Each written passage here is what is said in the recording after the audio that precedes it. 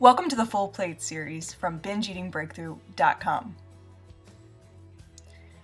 Until I studied the brain, I really took my thoughts as reality.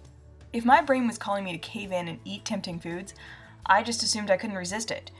It seems actually ridiculous to me right now, but I truly believed for the longest time that my binge eating was inevitable and handed down to me from above, totally out of my control. So if I ask you to list the most important events that have shaped your life and your relationship with food, how would you respond? Have you ever looked at what led you to your current state of relationship with food? Do you feel like you'd like to change some things, but you can't ever seem to make a new habit stick? Or maybe it seems like you can't resist certain foods, no matter how hard you try. Or perhaps you've just always felt frustrated with eating and don't remember what it was like not to be. Yet you've got to where you are today, somehow. If you were asked what events shaped your relationship with food, and you had to answer, what would you say? For example, was it when your dad made a comment about the fourth helping of dessert you had when you were 4 years old? Or was it one of the class clowns in 4th grade, leaning back in his chair during class and calling you fatty? This was actually one of mine. Or was it month after month of rigorous college classes, or the arrival of a new baby with a demanding schedule, just leaving no time to prepare food or work out? Or is it infrequent travel, with irregular sleeping patterns and airport food that just makes it hard to eat healthy when you're on the road, which just leaves you starved when you make it to your actual destination? Or was it moving to a new area, getting out of your routines and losing your surrounding social network? All of these are examples of events that might cause a certain type of belief to form about how you are relating to food and how you are either in control or not in control around food. And it affects the way you eat because of the beliefs that form after certain situations like this that create certain thoughts in your mind. These events add up, and whether you're conscious of it or not, your brain really has crafted what I would call a story about you and food. And right or wrong, it doesn't really matter. You have a story about who you are in relationship to food and eating, and it's a story you probably have never even questioned before.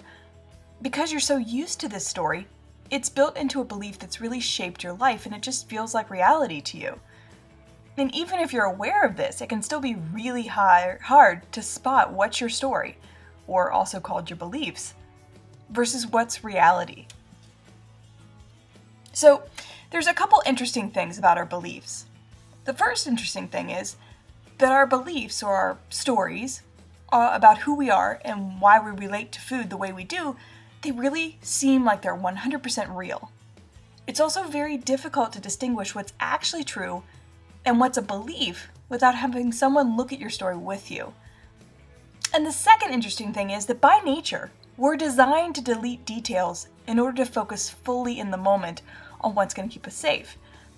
If we're focusing on everything around us in the moment, like the sounds of the outside, the blood pumping through our ears, our heartbeat, like the itch on our toe, the chilly breeze, the homeless guy on the street, etc., we'd really hit overload quickly.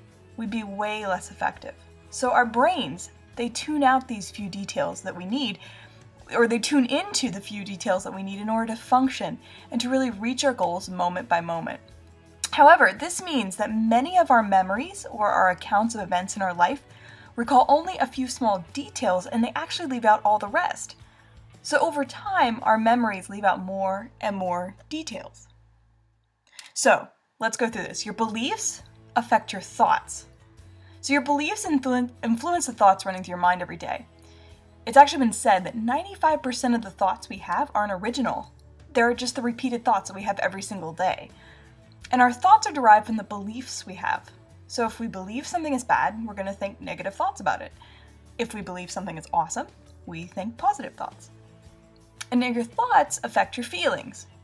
So your beliefs also directly affect your feelings. If you believe something is bad, you'll feel negatively towards it.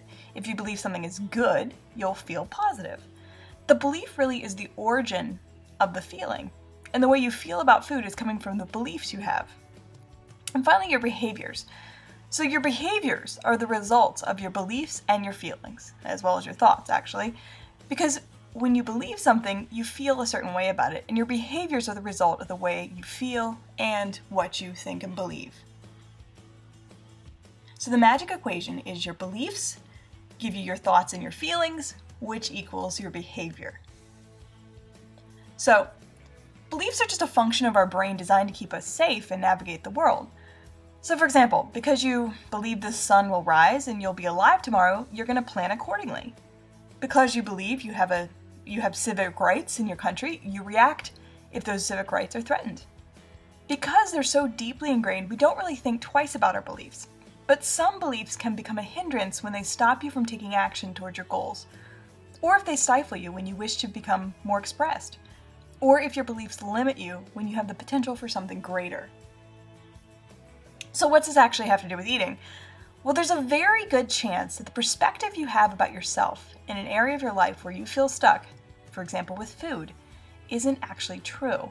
It's just a belief. So in other words, it's a story you have about yourself. And your story can be empowering or disempowering. If it's disempowering, it's coming from a limiting belief you have about yourself. And your story is yours, and meaning you can shape your story however you choose to, whenever you want to. So here's a few examples of limiting beliefs around food. I have no control, I always give in, I always eat too much, I can't be around sweets without losing it, I crave bread, I hate exercise, I don't like vegetables, I can't stick to a diet, I never succeed. No one else battles with this the way I do. I will never be normal with food. I'm a loser. I'm weak. I will never get it right. I will always have to diet. I can't stop binging.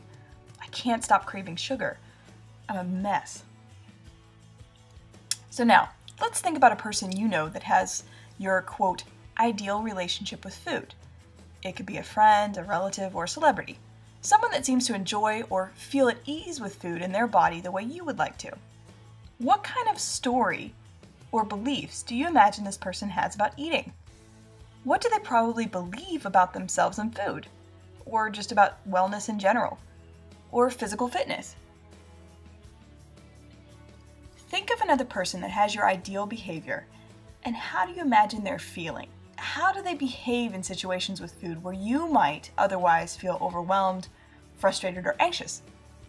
What beliefs does this person probably have that makes them feel that way? What beliefs do they have that make them behave that way? So here's a couple experiments for you. First, experiment A.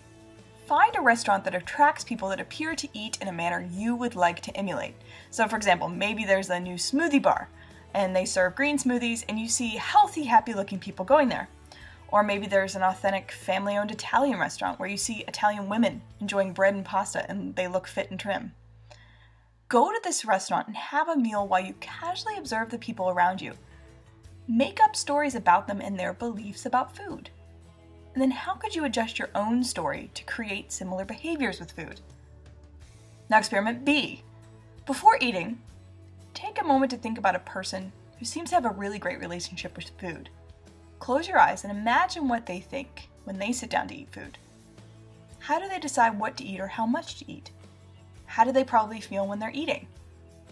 Step into their shoes and imagine yourself eating like they would, and then open your eyes and practice. Changing your limiting beliefs doesn't happen overnight, but one way to get leverage is to really experiment with different beliefs and different approaches to eating. And when you do, it's easier to see where you want to make changes in comparison. So your beliefs give you your thoughts and your feelings, which equal your behavior. Now there's another way to shift your beliefs. Because we've learned that our beliefs give us our thoughts and feelings, and that equals our behavior, so it goes that behavior and feelings and thoughts can be used to shape your beliefs. So to shift a long-held limiting belief, become conscious of your thoughts and feelings about a situation. How can you change your thoughts and feelings? What would you have to believe in order to do so? How would you behave differently with these new thoughts and feelings? For example, let's say you normally feel bored, lonely, or stressed at the end of the day, and you tend to eat more at that time. You're not really sure what the belief is behind it, but no matter what you try, you always fall back into the habit. Well, try noticing the thoughts and the feelings you have at this time in the evenings. Experiment with changing your feelings and thoughts by doing a new behavior in the evenings. So you might go for a walk, call a friend, go to a movie, take a class, visit an old friend, for instance. The shift in behavior will cause new feelings and thoughts, and both are going to shape the beliefs you have about yourself. Thank you for watching, and I appreciate your interest in navigating the kind of mind, feeling, behavior space with me in regards to eating and food. If you want to check out more videos, subscribe to the channel, or visit bingeeatingbreakthrough.com to get a free 3-part course to help you break through your binge eating habit. Thank you.